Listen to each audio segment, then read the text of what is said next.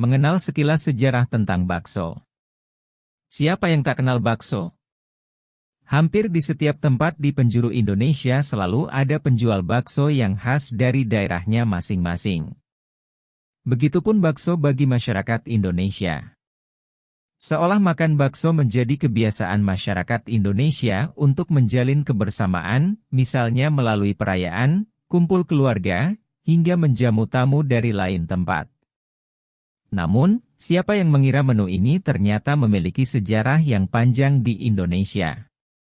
Dibawa oleh para pedagang Tiongkok, makanan dari daging giling ini mendapat tempat di hati seluruh masyarakat Indonesia. Hingga, bakso pun mengalami percampuran atau akulturasi budaya oleh berbagai suku bangsa di tanah air.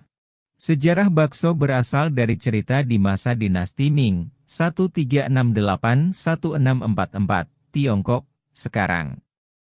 Konon, seorang pemuda bernama Meng Bo ingin memasakkan daging empuk dan lembut untuk sang ibu.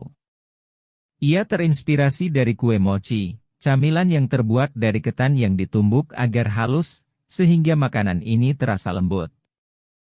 Meng Bo pun menumbuk daging yang alot, membentuk bulatan-bulatan kecil, dan dihidangkan bersama kaldu hangat. Ternyata makanan dari daging giling ini populer ke seluruh kota Fuzhou hingga ke seluruh Tiongkok. Zaman pun silih berganti, makanan ini secara turun-temurun diwariskan dari satu generasi ke generasi lain oleh bangsa Tiongkok.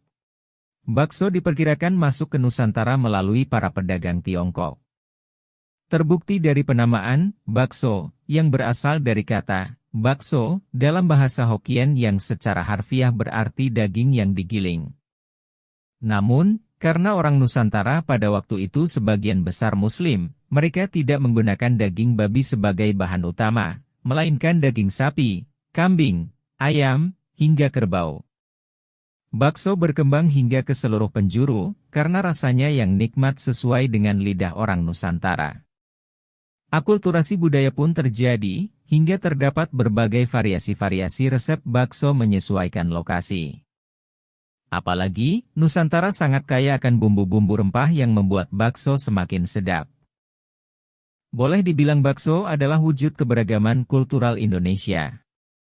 Karena, melalui menu ini terjadi percampuran budaya yang beraneka ragam. Alih-alih diterima begitu saja oleh masyarakat Indonesia, bakso mengalami penyempurnaan dari segi komposisi dan bumbu. Kini, hampir di setiap tempat di Indonesia pasti terdapat penjual bakso dengan menu yang khas.